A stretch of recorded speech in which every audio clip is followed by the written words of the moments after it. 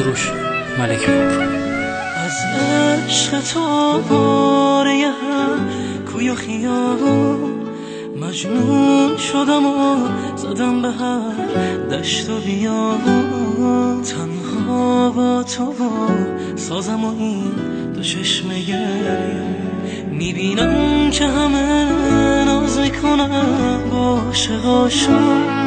مثل گربه میچرخند و میپیچن تو پاهاشون،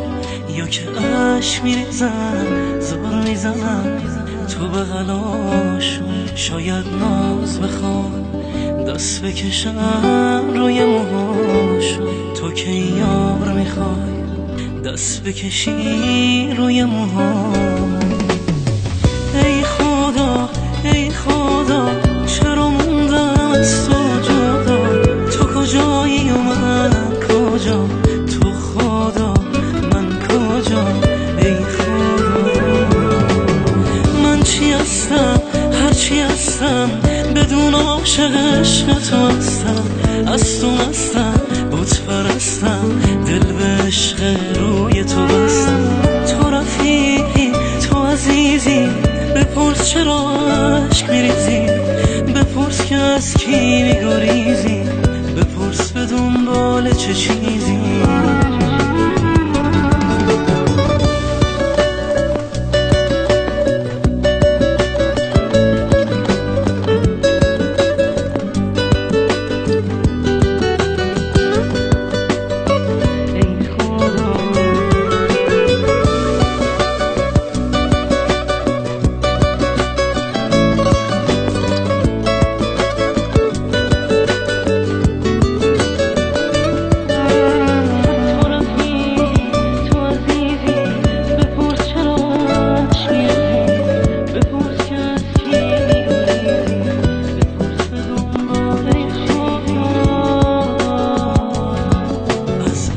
عشق تو باره هم کوی و خیابون مجنون شدم و زدم به هر دشت و بیابون، تنها با تو با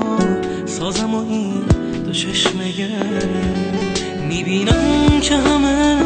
ناز میکنن با عاشقاشون، مثل گربه میچرخند و میپیچن تو پاهاشون، یا که عشق میریزن زبر میزنن تو بغلاشون، شاید ناز بخوان دست بکشن روی موهاشون، تو که یار میخوای دست بکشی روی موهاشون. ای خدا ای خدا چرا موندم از تو جدا، تو کجایی و من کجا، تو خدا من کجا، ای خدا من چی هستم هرچی هستم بدون عاشق عشق تو هستم، از تو مستم بت پرستم دل به عشق روی تو بستم، تو رفیقی تو عزیزی بپرس چرا عشق میریزی، بپرس که از کی میگریزی،